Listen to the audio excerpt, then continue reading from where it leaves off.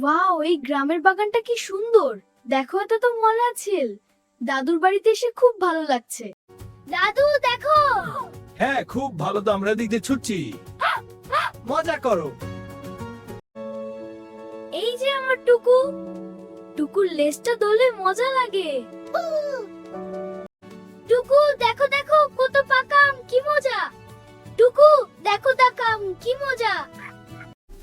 এই রে, কত হলুদ আম পড়ে আছে, কিন্তু বেশিরভাগ ঝোপের ভেতর গড়িয়ে চলে গেছে। কিভাবে ঝোপের ভিতর থেকে আমগুলো তুলবো?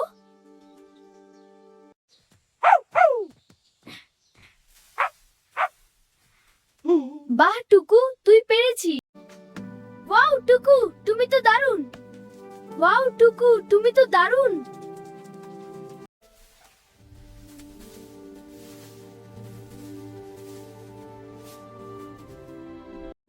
ওহো, তোমরা তো দারুণ টিম।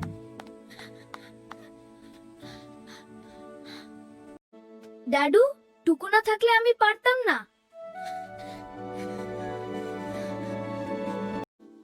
বন্ধু থাকলে কাজ সহজ হয়ে যায়।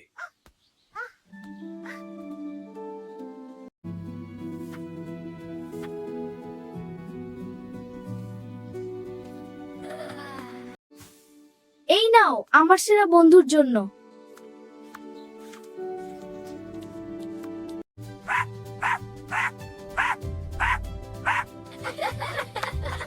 সেদিন বিকেলে ঈশান বুঝলো একা করলে কাজ কঠিন মনে হয়, কিন্তু বন্ধুর সঙ্গে করলে সবকিছু সহজ আর মজার হয়ে যায়। টুকু, চল সবসময় একসাথে কাজ করি। সেই থেকে ঈশান আর টুকু সব ব্যাপার শুরু করলো। দাদু, গ্রামটা এত সুন্দর কেন? কারণ এখানে সবকিছু প্রকৃতির কাছাকাছি দাদু ভাই। ওয়াও, এই ছোট ছোট টিনের চাঁদওয়ালা বাড়িগুলো এত সুন্দর।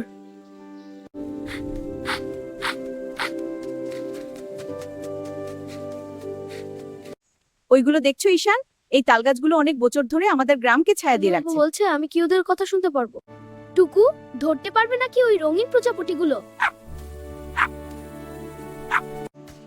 চলো এখানে বসে পানিটা দেখি, কত সুন্দর ঝলমল করছে। দাদু, সবাই আমাকে হাত নাড়াচ্ছে। এটা আমার দাদু ভাই। দাদু, এই গাছটা তো বড় কেন? এটা অনেক বছরের পুরনো আমার ছোটবেলার বন্ধু। আমি যদি বড় হয়ে যাই, তুমি থাকবে তো? গাছের মতোই থাকবো তোমার মনে। দাদু, আকাশের রংটা এত সুন্দর কেন? সূর্য যখন বিদায় নেই তখন সবচেয়ে সুন্দর হাসি দিয়ে যায়। দেখো টুকু কত খুশি হয়ে আগে আগে যাচ্ছে। ওরা খুশি থাকলেই আমাদের পথটাও আলোকিত হয়ে যায়।